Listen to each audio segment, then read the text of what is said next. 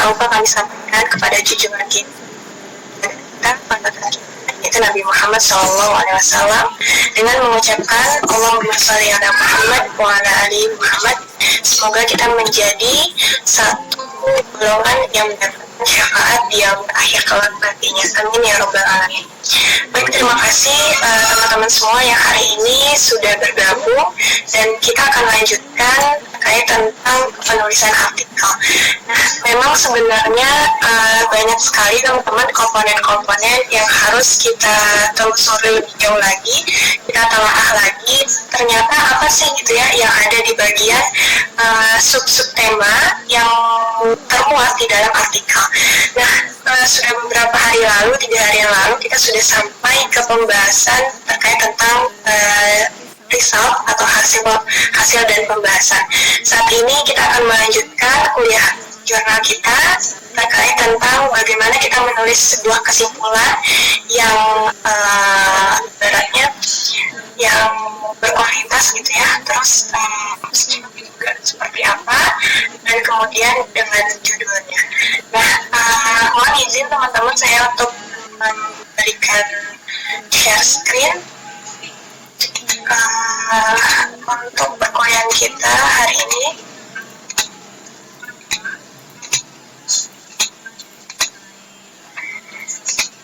Nah, baik, di sini teman-teman sudah terlihat ya di layar laptopnya teman-teman semua. Kita akan mulai membahas tentang menulis kesimpulan, judul, abstrak, dan kata kunci. Nah, mungkin nanti kita akan tambahkan terkait tentang cover letter, kayak apa sih gitu ya. Nah, ini lanjutan subtema dari pembahasan kita yang kemarin teman-teman. Kalau misalnya kita sudah menulis artikel gitu ya sampai poin hasil penelitian dan pembahasan, maka saatnya hari ini kita akan menulis sebuah kesimpulan. Kemudian kita mengkonsep juga nih judulnya dan abstrak serta kata kunci. Nah, mungkin teman-teman di antara kita juga pernah gitu ya menulis artikel tapi menemukan judul dulu atau menulis judul dulu. Nah, itu berarti tergantung dengan sikotnya gitu ya teman-teman. Kalau penelitian kuantitatif itu dari awal judul, maka nanti kita akan bahas satu persatu terkait tentang judul. Itu juga dengan abstrak serta kata kunci. Nah, kita masuk pada pertama, teman-teman, bagaimana kita akan menyusun sebuah kesimpulan. Nah, kesimpulan juga memang jika ada poin terakhir ya di dalam penulisan artikel, di paragraf terakhir ibaratnya sebelum referensi itu biasanya memang kesimpulan. Gak mungkin dia kesimpulan berada di awal. Pada artikelnya itu dia sistematis dan kesimpulan memang berada di poin akhir. Nah, kemudian ternyata kesimpulan itu masuk kepada bagian penutup teman-teman. Jadi di dalam artikel itu memang ada pembukanya, ada intinya dan penutup. Nah, salah satunya itu adalah kesimpulan. Nah, dalam kesimpulan itu disampaikan dengan rumusan masalahnya teman-teman. Kalau misalnya kita punya rumusan masalah ada 2 gitu ya, atau rumusan masalahnya ada 3 di dalam artikel kita. Atau kalau misalnya teman-teman tulis nah itu juga disesuaikan, pasti kesimpulannya juga sesuai dengan rumusan masalahnya. Gak mungkin misalnya rumusan masalah hanya 2 tapi kesimpulannya itu mungkin ditambah jadi 4 gitu. Nah, itu impossible banget teman-teman. Jadi teman-teman bisa telusuri lagi bahwa kesimpulan itu disesuaikan dengan rumusan masalah. Itu yang pertama. Nah, kemudian yang kedua, teman-teman bisa uraikan Nah,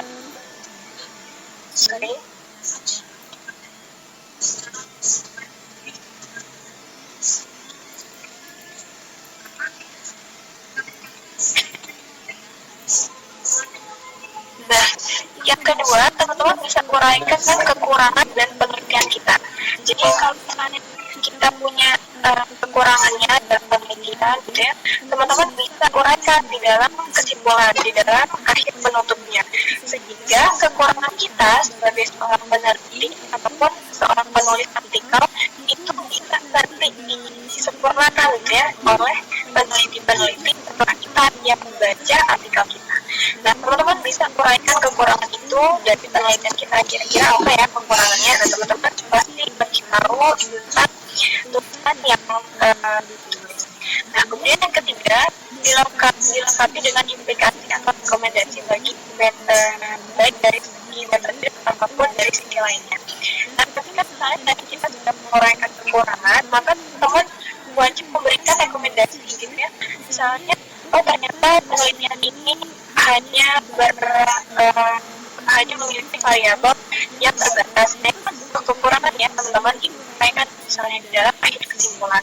Nah, teman-teman berikan rekomendasi, maka penelitian ini merekomendasikan bahwa penelitian lanjutan untuk menggali terkait tentang variabel yang bervariasi. Nah, gitu. Itu kan salah satu rekomendasi. Terserah teman-teman mau untuk rekomendasinya seperti apa.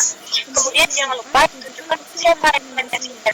Apa untuk para pemangku kebijakan, atau untuk misalnya para guru, atau para ahli, para pakar, dan lain-lain. Dan teman-teman jangan lupa untuk memberikan rekomendasi supaya ketika misalnya tadi ada membaca ataupun peneliti lain ataupun ada para ahli praktisi yang membaca artikel kita. Nah, ketika misalnya mereka sedang mencari tema yang lagi update atau yang lagi unik itu ya, ketika membaca artikel kita, dia ingin melanjutkan artikel kita, penelitian kita, itu boleh teman-teman dinyatakan di dalam penutup atau di dalam poin kesimpulan. Nah, jangan lupa sesuaikan dengan masalah, kurangkan kekurangan, dan berikan rekomendasi. Nah, kemudian kesimpulan juga berisi sangat singkat ya teman-teman, singkat, dia berisi padat dan jelas. Di sini memang mirip abstrak, tapi memang dia bukan abstrak teman-teman.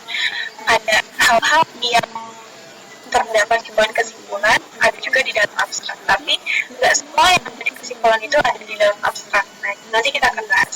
Kemudian yang keempat, apakah kekurangan atau kelebihan artikel teman-teman? Kira-kira apa ya kekurangannya, kira-kira apa kelebihannya, itu dituangkan, dituliskan di dalam poin kesimpulan. Nah, rekomendasi juga, rekomendasi penelitian selanjutnya kira-kira apa. Nah, ini saya kasih contoh teman-teman satu poin kesimpulan yang artikel ini sudah masuk dan sudah terbit di jurnal Sinta 2 tahun ini awal tahun. Nah, ini contoh kesimpulannya teman-teman, yang kayak blok merah itu jawaban dari rumusan masalahnya. Jadi ketika misalnya rumusan masalahnya ada 2, rumusan masalahnya 1, atau ada 3 pun, teman-teman tetap menulis dalam bentuk narasi seperti ini. Narasi ini tidak berpoin 1 titik bla bla bla, kemudian 2 bla bla bla, dan seperti itu, tapi dibuat narasi seperti ini. Nah, misalnya penelitian ini mengungkapkan bahwa program pengembangan pembelajaran bahasa Arab dan rangka mewujudkan berkelas university dengan memperkuat pembelajaran. Nah, jadi untuk memperkuat kelas university, misalnya melalui itu menerapkan apa saja sih? Nah, itu kira-kira rumusan masalahnya. Maka ini dijawab dengan hasil penelitiannya gitu. Nah, kemudian teman-teman uraikan, oh ternyata temuan penelitiannya apa? Temuan penelitian menunjukkan bahwa sistem pembelajaran bahasa Arab yang terintegrasi antar internal lembaga di Malang memberikan dampak untuk mewujudkan kampus bertaraf buat kelas university misalnya. Nah, ini temuannya teman-teman, temuan dari hasil penelitian. Karena memang hasil penelitian dengan temuan itu berbeda. Kalau misalnya hasil penelitian itu tidak disesuaikan dengan rumusan masalah ini tadi. Kalau temuan itu teman-teman itu masuk dari misalnya ada 3 rumusan masalah gitu ya. Nah, kira-kira apa ya temuan yang mengintegrasikan dari rumusan masalah, jawaban dari rumusan masalahnya? Nah, itu berbeda teman-teman antara hasil penelitian dengan temuannya. Maka teman-teman uraikan temuannya apa. Nah, temuan ini yang menjadi satu kali yang membedakan penelitian kita dengan penelitian sebelumnya. Penelitian kita dengan penelitian yang sudah ada. Nah, itu yang membedakan teman-teman. Jadi ini salah satu contoh temuannya. Nah, jadi ternyata di Malang itu terdapat sistem yang sangat terintegrasi juga dalam pembelajaran bahasa Arab di masing-masing lembaga. Nah, itu teman. Nah, kemudian kita berikan kekurangannya teman-teman. Kekurangan penelitian kan tadi diuraikan ya di dalam kesimpulan ada kekurangannya kan. Maka di blok kuning ini saya masukkan kekurangan penelitian saya. Jadi berpijak pada penelitian ini yang hanya membahas. Nah, kalau pernyataannya hanya membahas, berarti kan itu sebuah kekurangan ya, hanya membahas. Itu sebuah kekurangan yang hanya membahas tentang program pembelajaran bahasa Arab dalam internal kampus. Jadi hanya membahas proses pembelajaran bahasa Arab yang ada di internal kampus. Oh, mungkin saja nanti ada program pengembangan pembelajaran bersyarat yang di eksternal kampus gitu. Nah ini satu kekurangannya teman-teman. Nah hanya membahas tentang satu variabel saja misalnya. Maka saya beri rekomendasi kepada para pembaca ataupun editor dan lain-lain, maka diharapkan adanya penelitian lanjutan untuk menguji efektivitas setiap program pengembangan pembelajaran bersyarat dengan metode penelitian yang lebih bervariasi dan objek penelitian yang lebih kompleks. Nah ini jadi satu rekomendasi teman-teman. Tadi kita sudah uraikan kekurangan kita dalam penelitian, kemudian teman-teman uraikan rekomendasinya apa. Tapi tetap dalam tema yang sama, dalam topik yang sama gitu.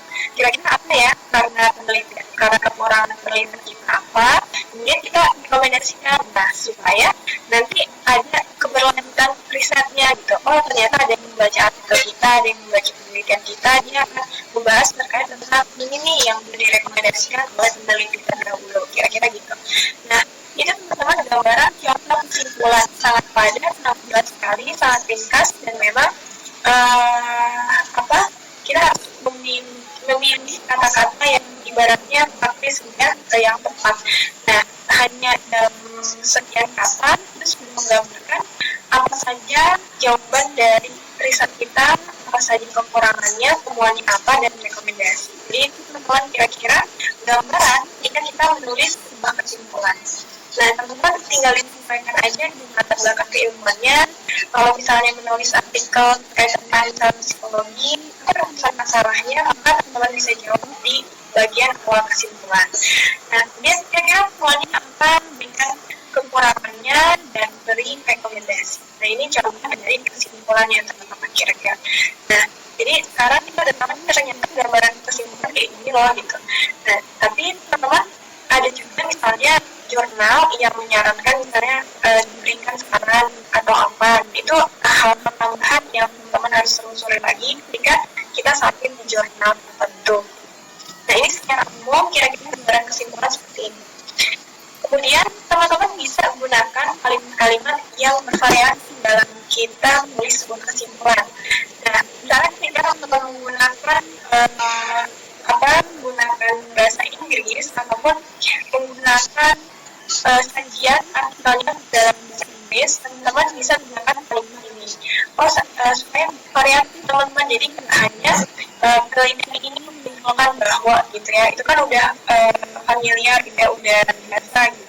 Nah teman-teman bisa gunakan kalimat-kalimat ini. Ini kalimatnya sama teman-teman, maknanya menyimpulkan penelitian kita. Teman-teman bisa telusuri lebih jauh, kira-kira saya lebih sukanya gunakan sentence atau kalimat yang mana ya. Nah ini sebenarnya sama intinya. The finding of this study bla bla bla, in summary this paper bla bla bla gitu. Nah ini sebenarnya sama aja teman-teman, kira-kira saya lebih suka yang mana ya gitu. Nah itu boleh teman-teman gunakan. Atau kalimat nomor 7 sampai nomor 12 ini juga sama, teman-teman bisa menggunakannya supaya lebih bervariasi. Nah ini sebagai tambahan tip aja kalau teman-teman menulis sebuah kesimpulan. Nah kemudian kita beralih, teman-teman kita sudah selesai membahas poin kesimpulan, kita akan membahas tentang acknowledgement. Apa sih istilah ini ya? Ini adalah ucapan terima kasih untuk menunjukkan ucapan rasa hormat kita bagi para kontributor yang tidak masuk sebagai penulis. Misalnya teman-teman melakukan riset, misalnya teman-teman melakukan penelitian, itu didanai risetnya oleh kementerian, misalnya dari Kementerian Pendidikan dan Kebudayaan, dari Kementerian Agama, dari siapapun, misalnya dari perusahaan apapun yang memberi dana penelitian, itu teman-teman boleh tentukan bahwa ibaratnya dibacakan direkomendasikan sebagai laporan. Nah, apapun teman yang dapat beasiswa nih, kemudian melakukan riset, melakukan penelitian, itu bisa dicantumkan dalam poin terima kasih atau dalam acknowledgement-nya. Atau untuk tulisan misalnya, siapa sih kira-kira yang sering teman-teman mintain diskusi gitu ya, apa dengan profesornya, apa dengan pembimbing dan lain-lain, kan bisa dimasukkan sebagai di poin acknowledgement sebagai rasa ucapan terima kasih. Nah, ini hanya misalnya satu atau dua kalimat aja teman-teman sampaikan. Nih, ini contoh ucapan terima kasihnya. Penelitian ini oleh penelitian Google Integrasi Semua dari NITIS. Jadi penelitian ini itu didanai oleh NITIS ya. Nomor berapa identitas misalnya penelitiannya nomor sekian dari mana dari IPI. Teman-teman seperti itu gambarannya untuk poin ucapan terima kasih. Nah, nanti teman-teman juga misalnya dari beasiswa PDB gitu kan, peneliti mengucapkan terima kasih kepada LPDP yang telah memberikan dan support riset ini. Nah, kira-kira satu kalimat atau dua kalimat itu sudah cukup teman-teman menggambarkan ucapan terima kasih baik untuk para pemberi dana penelitian, para pemberi beasiswa atau bagi supporter riset. Ini poin ucapan terima kasih. Satu coba diulangi. Teman-teman tidak mencatat ada atau ada poin acknowledgement-nya. Kalau misalnya jurnal itu ada poin ini, maka teman-teman harus tuliskan. Tapi kalau misalnya nggak ada, ya nggak perlu apa-apa, ibaratnya nggak wajib. Sesuai dengan tuntutan dari jurnalnya. Kira-kira jurnal itu ada ya di template-nya atau di guide-nya poin yang ucapan terima kasih ini atau acknowledgement. Nah, itu teman-teman lebih perhatian lagi. Hanya satu atau dua kalimat itu sudah cukup menggambarkan ucapan terima kasih. Nyoman Ayu. Nah, bisa contoh lagi, rasa ucapan terima kasih atau acknowledgement ini poinnya dan hanya berbentuk satu kalimat itu. Peneliti ingin mengucapkan terima kasih kepada Project Management Unit KMU, Mawana Maringkitrai, bla bla bla bla, LPM, LP2M, tahun 2020 yang telah support penyelenggaraan kita ini. Nah, kira-kira ini teman-teman gambaran acknowledgement atau ucapan terima kasih. Nah, supaya kalau ada poin acknowledgement itu apa ya isinya? Nah, teman sekarang sudah tahu bahkan sudah bisa untuk menuliskannya gitu. Nah, kita akan beralih pada poin judul. Judul itu biasanya memang saya konsep bagian akhir karena supaya menarik ya, supaya kita bisa collect lagi supaya judul merupakan wajah dari kegiatan penelitian dan juga judul menggambarkan objek penelitian, paradigma dan metode. Nah, teman, jika kita membuat satu judul itu kita sudah bisa memprediksi atau membaca sudah memprediksi apa ya objek penelitiannya, apa ya metode penelitiannya, mana ya paradigmanya. Nah, itu bisa telusuri untuk masuk judul saja. Jadi ada memang kata-kata yang bisa digunakan misalnya dalam penelitian kuantitatif maupun dalam kualitatif. Itu udah bisa dideteksi teman-teman ketika kita misalnya membaca artikel-artikel, sudah sering melakukan riset penelitian. Nah, itu sudah bisa digambarkan judulnya menggambarkan objek penelitian. Kemudian kita bisa juga melihat paradigma dari judulnya atau metode penelitiannya. Itu bisa banget teman-teman dilihat dalam judul. Kemudian judul juga harus berisi jiwa semangat, esensi, inti, dan juga sebuah karya itu. Nah, jadi ketika misalnya kita membuat judul, itu teman-teman harus ada inti dan esensinya ya, kita menciptakan sebuah karya ilmiah atau riset kita. Nah, yang terakhir judul itu merupakan satu model yang ringkas mewadahi bukan muatan artikel ilmiah. Nah, ini memang itu bisa misalnya kita bisa melihat orang gitu ya, dari gambar namanya kita udah tahu kira-kira gambarannya orang seperti ini loh, seperti itu. Nah, gitu juga teman-teman analoginya dengan kita menulis artikel.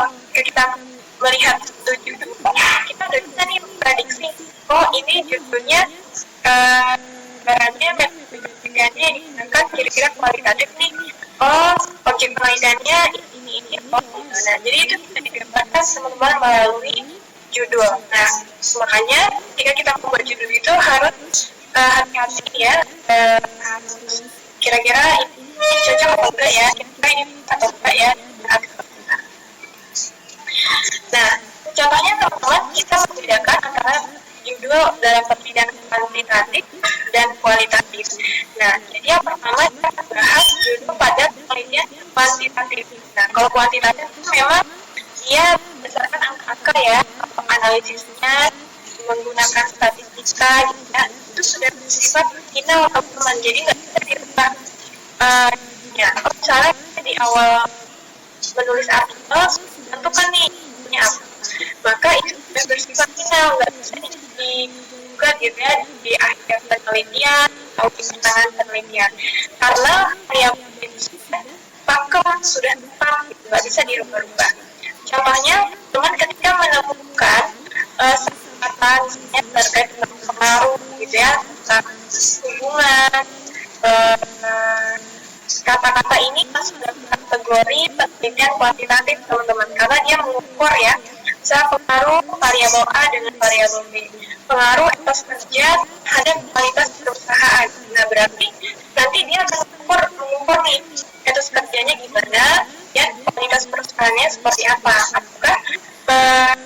apakah mempengaruhi atau tidak. Nah, kira-kira gitu. Nah, itu berarti dia menggunakan penelitian kuantitatif teman-teman, karena menggunakan kata pengaruh. Nah, biasanya gitu. Atau ketika teman-teman menggunakan kata hubungan, misalnya ada hubungan, korelasi, ya, terkait misalnya hubungan kepribadian terhadap keterampilan berbahasa. Dan teman-teman sudah bisa memprediksikan dari judul ini, maka artikel atau tulisannya itu penelitian kuantitatif, karena dia menggunakan penelitian korelasi yang akan menghubungkan satu variabel dengan variabel lain. Kemudian yang keempat, dari judul penelitian kita, maka akan dikembangkan menjadi hipotesis yang kebenarannya harus dibuktikan. Gitu. Jadi harus ada hipotesisnya kalau misalnya di dalam penelitian kuantitatif. Nah, ini penelitian kuantitatif temannya sudah final ya. Ketika dari awal niatnya atau variabelnya misalnya terkait tentang etos kerja, maka dari awal sampai akhir itu nggak bisa diubah dengan variabel lain, karena dia sudah pakem, karena dia sudah final. Nah, itu juga dengan misalnya penelitian yang berjenis kuantitatif yang lain, penelitian survei, penelitian korelasi, eksperimen, biasanya seperti itu. Dia sudah pakem dan bersifat final. Nah, kemudian kita beralih pada penelitian yang kualitatif teman-teman. Nah, dia bersifatnya itu tentatif, bisa berubah. Tapi meskipun misalnya berubah, tapi dia masih dalam core yang sama, dalam topik yang sama lagi, berarti dalam bidang mayor yang sama. Contohnya gini teman-teman, di awal penelitian, misalnya saya akan melihat gimana ya strategi bertahan hidup pedagang kaki lima saat pandemi COVID-19. Nah, terus ketika saya masuk ke lapangan, saya sudah wawancarai para pedagang itu, terus saya menemukan banyak data, saya menemukan banyak hasil interview dari wawancara dan lain-lain. Terus kebanyakan data saya itu ke etos kerja teman-teman gitu ya, dibandingkan ke strategi bertahan hidupnya, lebih ke etos kerja, semangat kerjanya pedagang kaki lima itu bisa pada COVID-19. Nah, teman-teman boleh alih ya, boleh alih dua. Nah, misalnya ada etos kerja pedagang kaki lima di masa pandemi COVID-19. Nah, misalnya seperti itu. Dia bersifatnya tentatif, bisa berubah-ubah, tapi tetap dalam mayor yang sama, dalam topik yang sama ibaratnya gitu ya, dalam tema yang sama. Nah, kira-kira gambaran judul penelitian ini dan kualitatif dan kuantitatif. Kalau kuantitatif ini sudah bersifat final dan yang bisa berubah, berbeda dengan penelitian yang kualitatif. Itu perbedaan juga ketika kita membentuk satu judul penelitian, apakah yang kuantitatif atau apakah yang kuantitatif.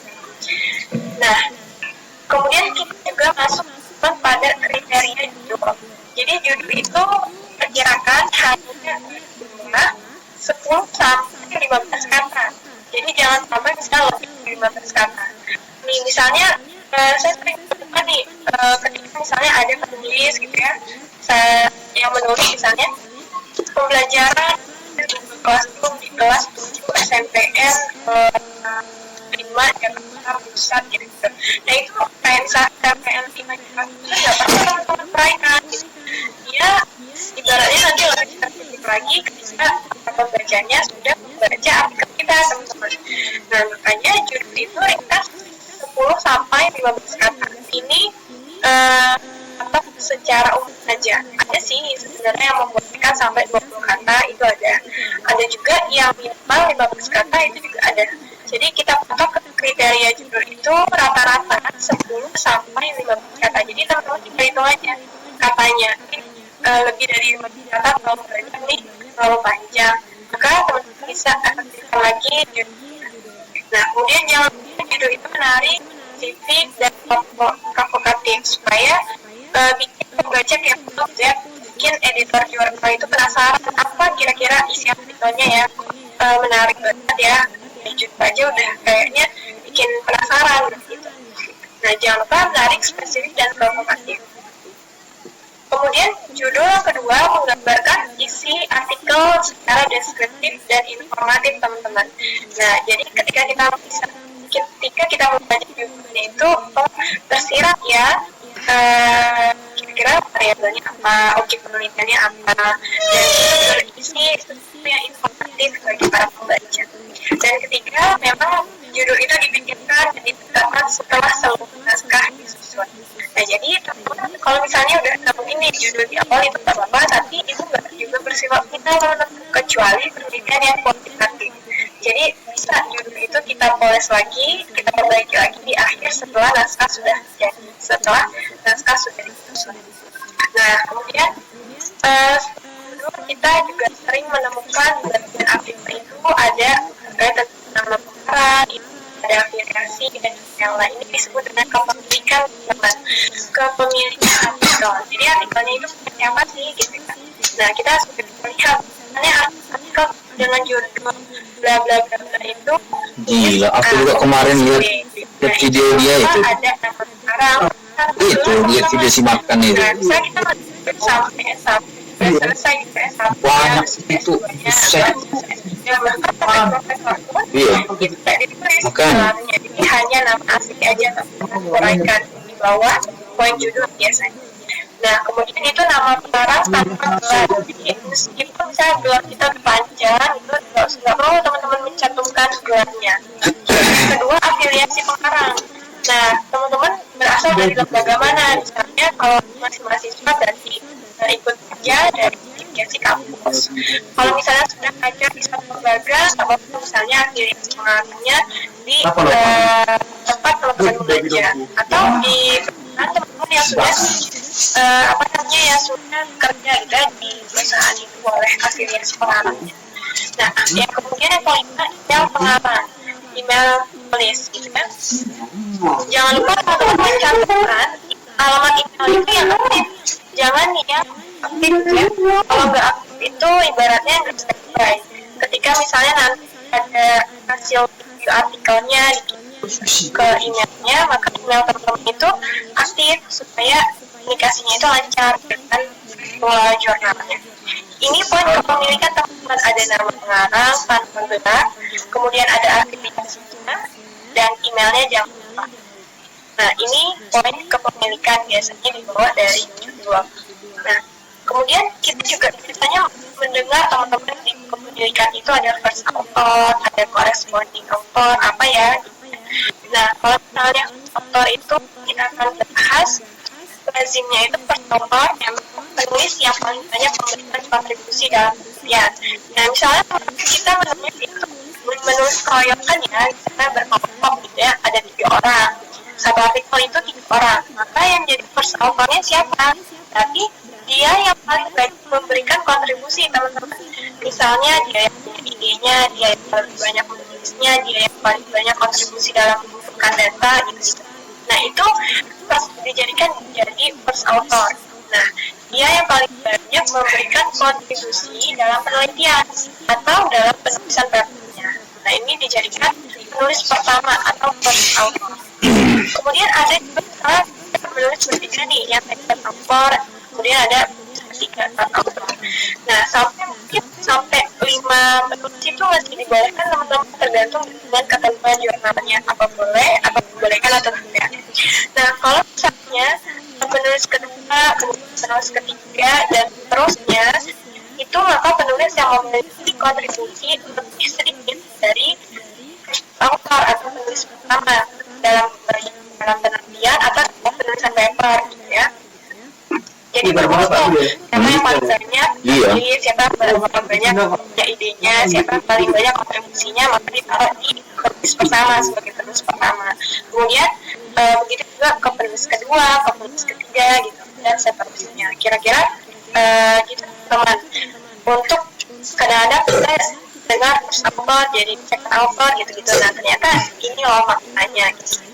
Nah, kemudian ada corresponding author-nya atau corresponding author itu biasanya ditandai dengan tanda asterisk di sebelah kanan nama. Jadi ada misalnya nama kita, misalnya namanya nama Desi Briani, terus teman-teman lain ada tanda asterisk seperti ini kayak di tempat gitu ya, maka itu corresponding author itu adalah tempat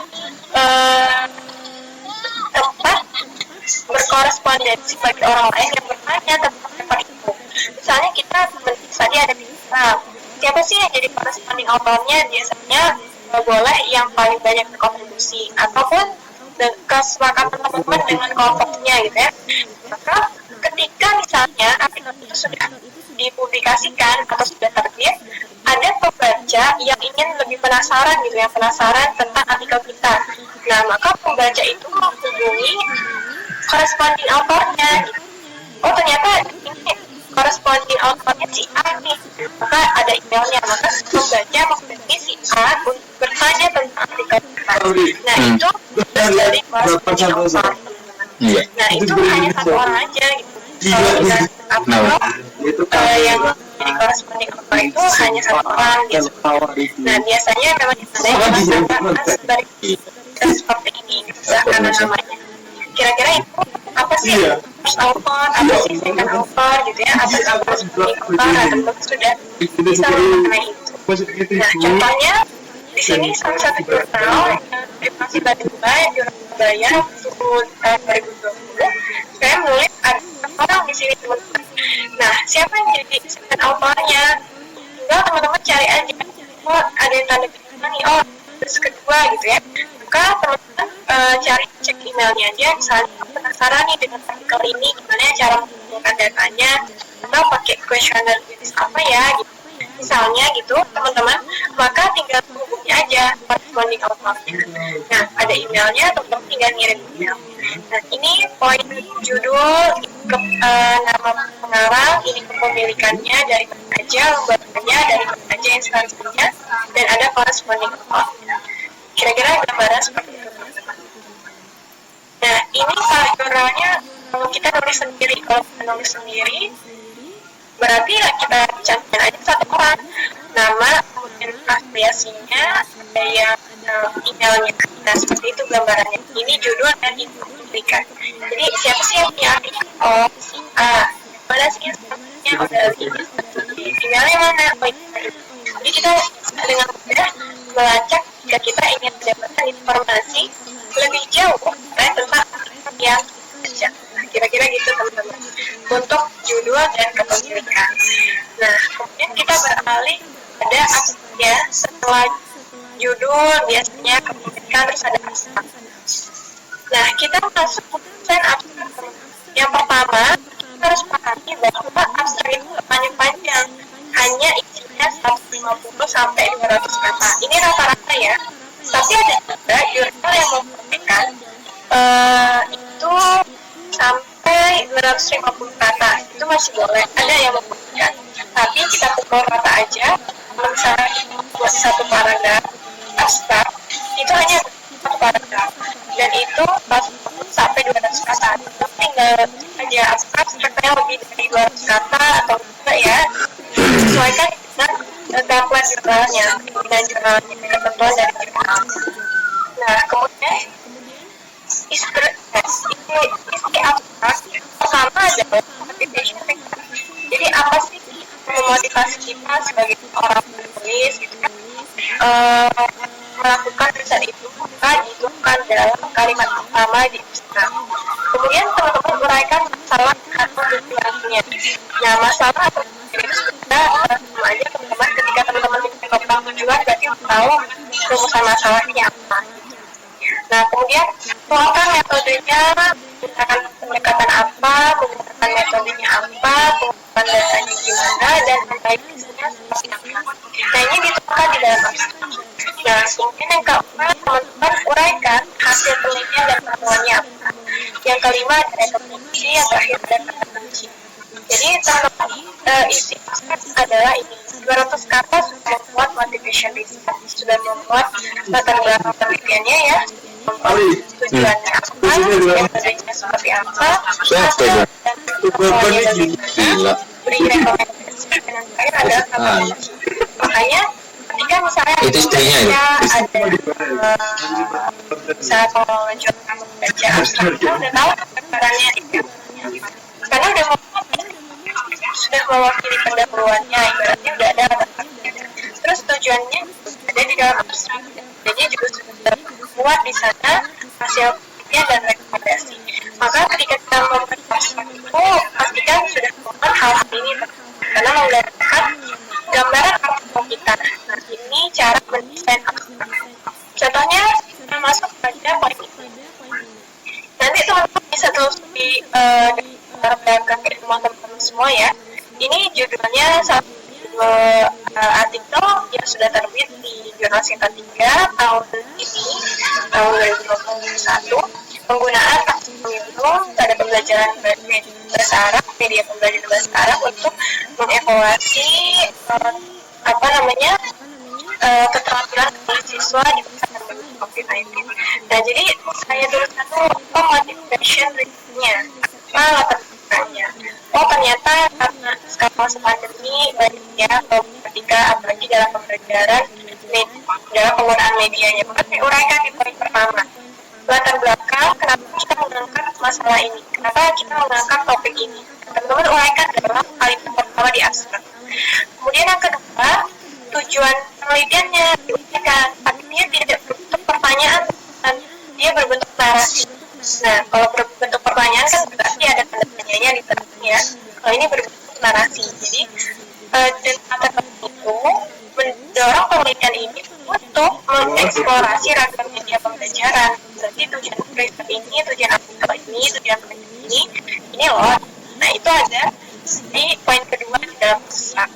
Nah, setelah teman-teman uraikan tujuan penelitiannya, ini kalau misalnya hanya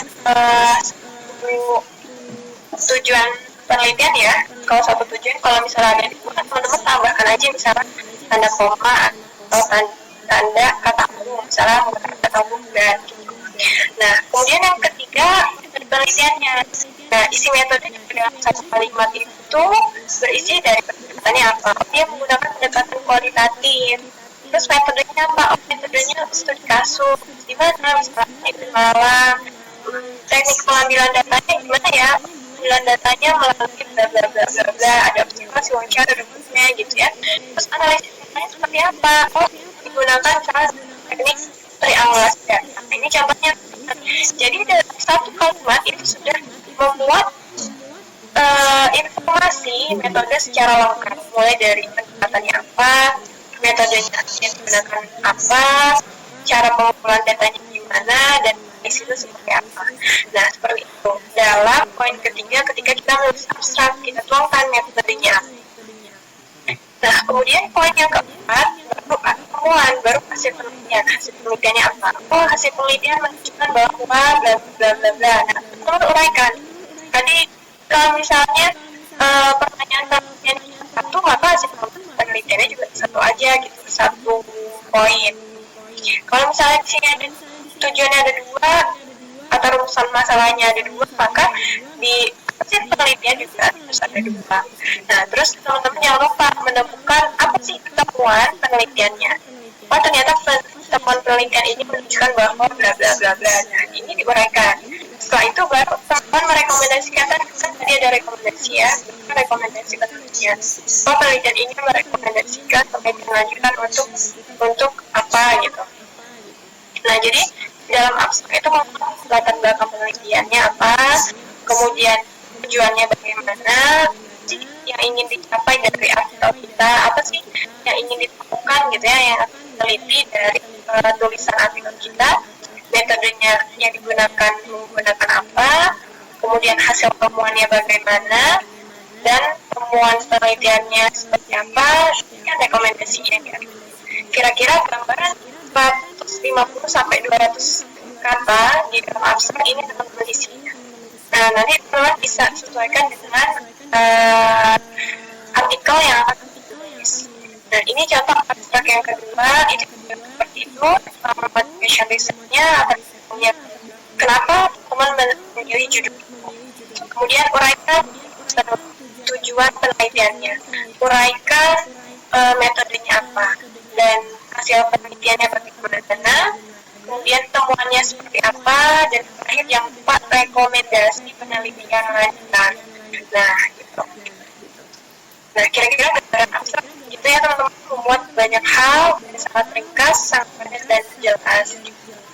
Oh, ternyata tujuannya ini metode apa yang digunakan ya oleh si peneliti atau si penulis. Nah, teman-teman bisa tulis lebih jauh. Kemudian kita masuk ke kata kunci. Jadi kata kunci atau keyword itu biasanya pemilihan kata-kata yang bermakna. Jumlahnya 3 sampai 5 kata teman-teman. Jadi kalau misalnya jumlahnya itu membolehkan lebih dari 5 kata, silakan. Tapi ini kita patuh secara rata-rata ya, bikin 3 sampai 5 kata. Dan ini disusun secara frasa pendek itu boleh. Kalau misalnya dia nggak hanya terkata, bentuk secara frasa. Ini jangan lupa disusun secara alfabetik. Nah, karena gini, yang pertama kuncinya ada warning. Karena yang dulu itu ya, COVID dibanding COVID-19 dibanding student response gitu ya. Nah, ini disusun secara alfabetis. Nah, karena habis A, kemudian ada C, O, kemudian ada X, dia disusun secara alfabet. Nah, kemudian jumlahnya dikali-kali ya, 1, 2, 3, 4. Ternyata dapat ya Arabic learning, COVID-19, ada obstacles, ada student response, ada 4. Nah, ini sudah bisa memenuhi kata kunci. Nah, itu teman kira-kira gambaran abstrak ya, disusun secara alfabetis. Jangan lupa disusun secara alfabetis. Nah, seperti kita sudah tahu nih kata kunci dan plagiasinya gitu ya, menggunakan aplikasi Turnitin. Ketika teman-teman di kampus mengadopsi aplikasi ini, ada menggunakan Fiverr, ada menggunakan aplikasi lainnya. Nah, teman-teman maunya seperti apa? Nah, ini normalnya itu kita cek plagiasi 30% itu misalnya masih dibolehkan. Nah, tapi kalau misalnya jurnal yang nasional, teman-teman 30% itu paling itu ya untuk kayak penulis disertasi, tes skripsi itu 25% sampai 30% itu dibolehkan. Nah, tapi kita menulis artikel itu teman-teman usahakan hasil cek plagiasinya itu hanya 20%. 20% itu kalau untuk jurnal nasional itu misalnya SIPA 1, 4, dan 5 itu maksimalkan hanya 20% teman-teman. Kalau kita mau masuk jurnal berapa persen ya maksimalkan 10% aja. Nah, kira-kira itu zona amannya ketika kita mau publikasi. Kalau jurnal nasional 20% itu masih ditoleransi. Nah, kalau jurnal yang terindeks fokus gitu ya, yang sudah tinggi 40% itu masih maksimalnya 10%. Kira-kira gitu gambaran untuk cek plagiasinya. Nah, misalnya kita ambil dari satu aplikasi, contohnya dari Turnitin. Turnitin itu memang dia khususnya itu berbayar ya. Nah, biasanya kampus-kampus juga mengadopsi aplikasi ini. Nah, kemudian gimana ya caranya dia memperbaiki hasil cek plagiasi. Nah, contohnya ini teman-teman ada 17% cek plagiasinya. Nah, kita mau perbaiki ya hasil plagiasi. Nah, biasanya yang di blok merah itu yang terdeteksi plagiasi. Makanya kita harus merubah atau mereduksi lagi kata-kata supaya tidak terdeteksi yang blok merah ini.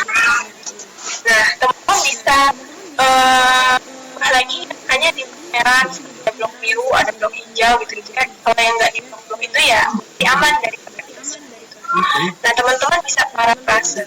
Contohnya misalnya ini 14% nih dari mana? Oh ada dari jurnal UIN Jakarta, ada dari jurnal paper, ada dari internet sources, ada publication, paper, teman-teman bisa telusuri.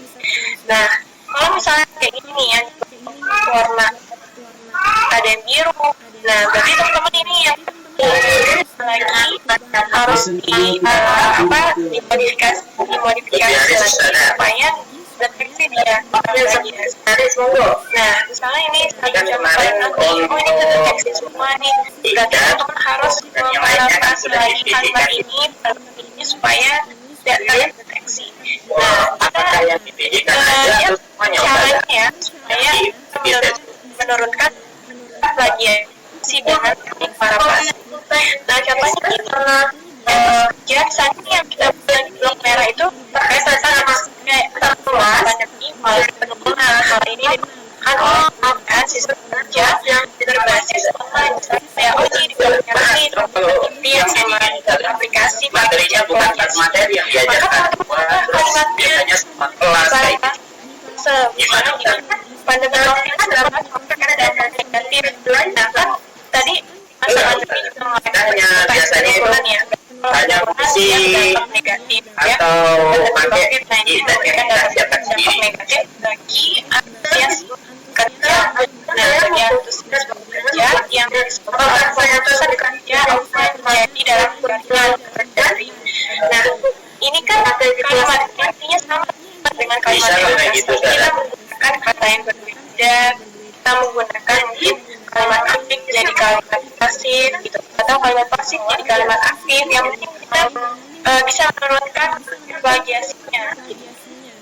Nah, misalnya hal ini karena oleh pemindahan sistem kerja, tadi kan pemindahan sistem kerja berbasis online, maka rubah nih kalimatnya, ternyata disebabkan oleh pusatan kerja online menjadi dalam jaringan daring. Itu kan sebenarnya intinya sama ya tadi, pemindahan sistem dari online di atas, kemudian yang bawah itu pemusatan kerjanya awalnya offline menjadi dalam jaringan atau daring.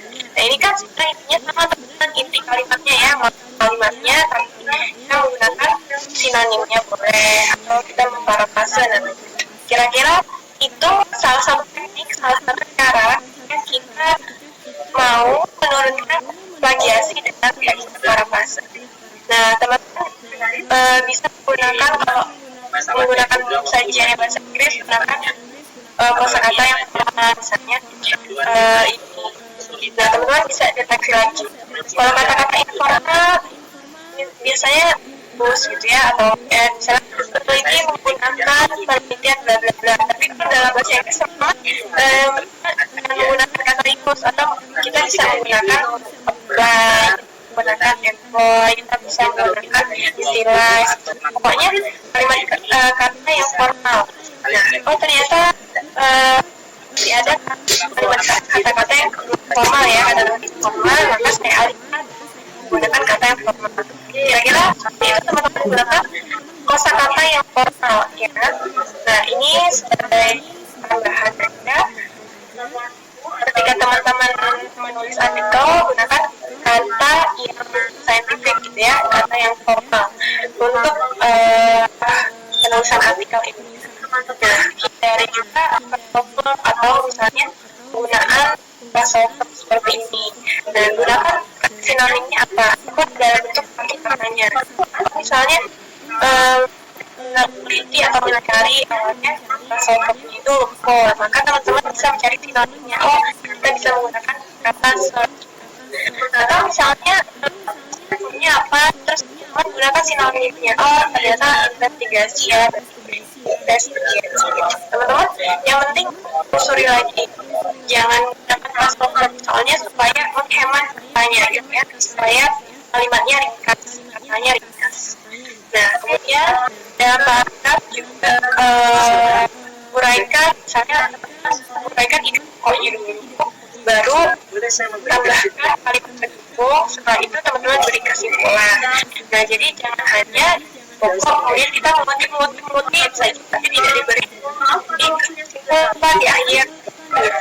Nah teman-teman mereka ini contohnya kita membuat paragraf, kalimat pertama itu adalah kalimat pokoknya. Nah terus kita bisa berikan atau kita bisa tambahkan statement ataupun teori dari ya untuk mendukung kalimat kita. Nah kita jangan lupa teman-teman buka referensinya dari mana gitu ya, kutipannya dari mana, dan tentunya kamu bisa menyimpulkannya pada barangnya.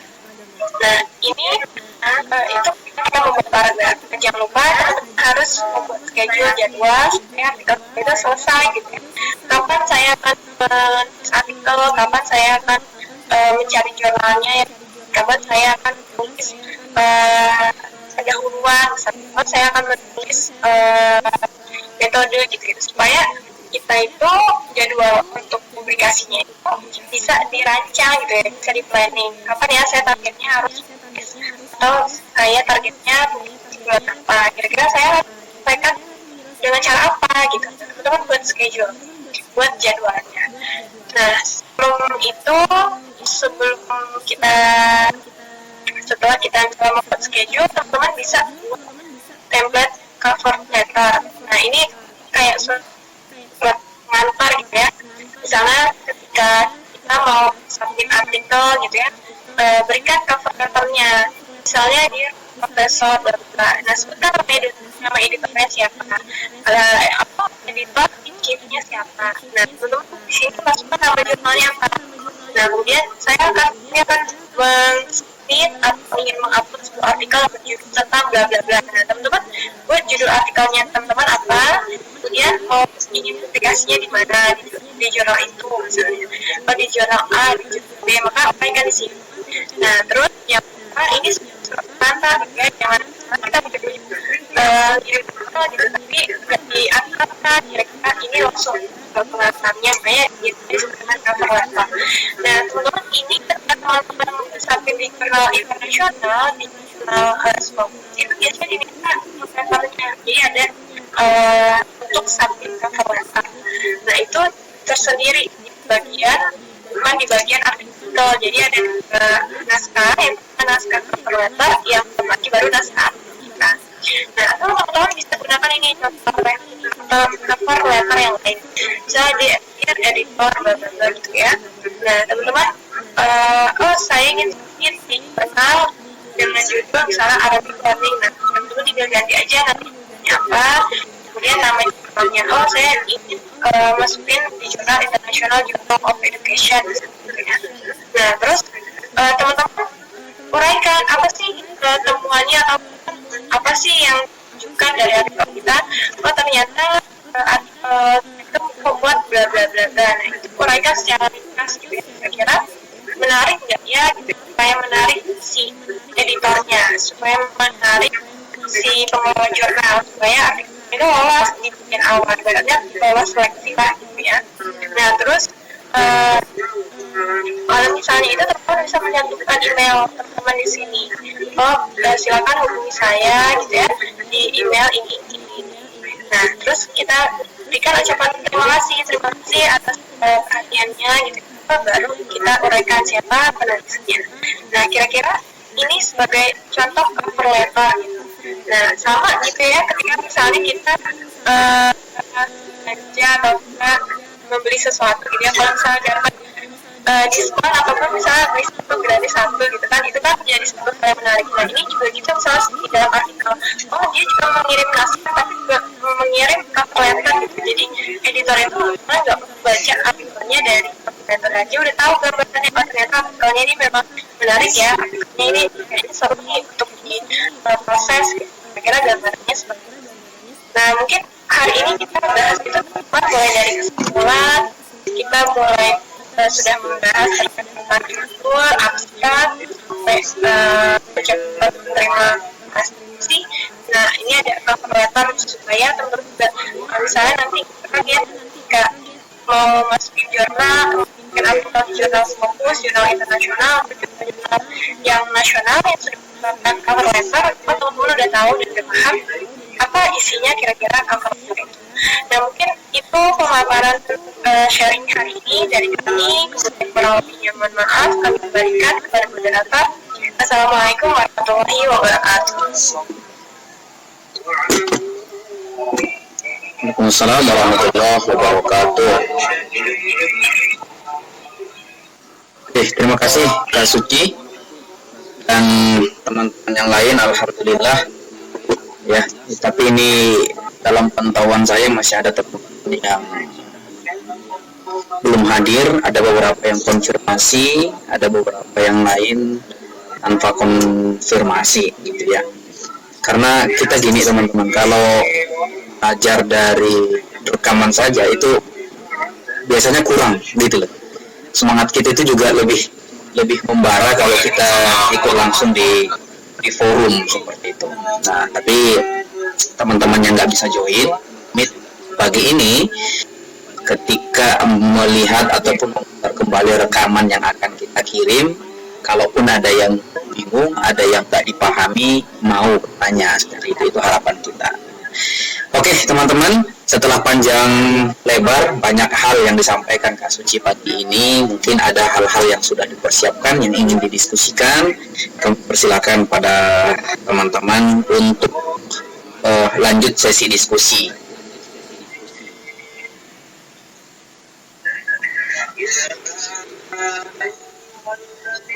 Saya ingin bertanya Pak.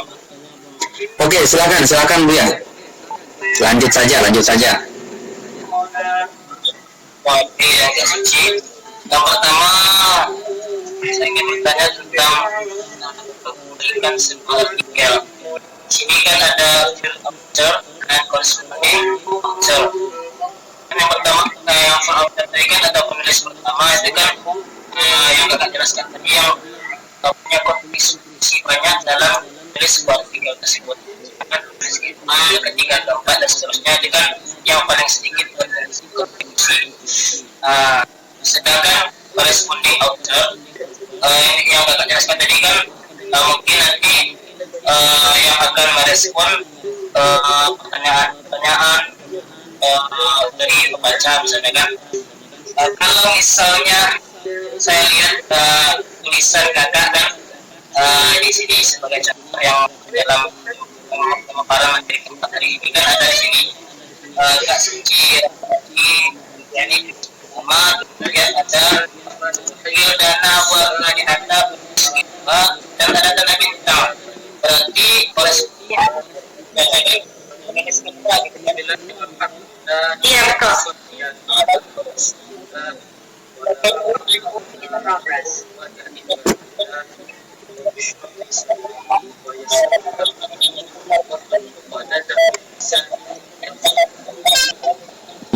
Bu ya, mohon maaf ya, suaranya kurang jelas Bu ya.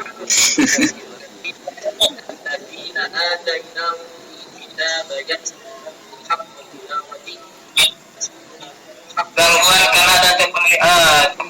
Oh. Oke. Iya itu.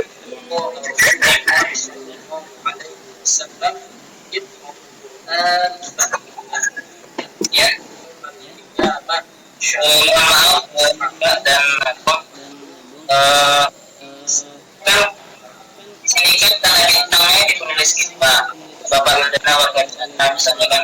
Bagaimana dia akan merespon nantinya pertanyaan dari pendamping kita, sedangkan tadi dijelaskan penulis kedua ketiga itu kan hanya sedikit berkontribusi terhadap sebuah artikel. Kenapa tidak pertama saja yang seperti proses sedikitnya gitu? Baik, terima kasih. Saya sudah menangkap pertanyaannya, luar biasa sekali. Nah, kita kan misalnya menulis berkelompok gitu ya. Nah, tapi tetap kita tahu gitu. Maksudnya masing-masing penulis itu tahu ternyata temuan penelitiannya gini loh. Ternyata temuan penelitiannya seperti apa, penelitiannya bagaimana. Nah, masing-masing penulis itu tahu gitu gambarannya. Nah, cuman itu memang awalnya koresponding autornya pertama itu saya sendiri pertama ya gitu ya, maksudnya saya sebagai penulis pertama. Cuma pihak jurnalnya itu lebih menginginkan ada email kampus gitu, karena saya waktu itu ngurus email kampus sebagai pelajar tapi belum keluar emailnya.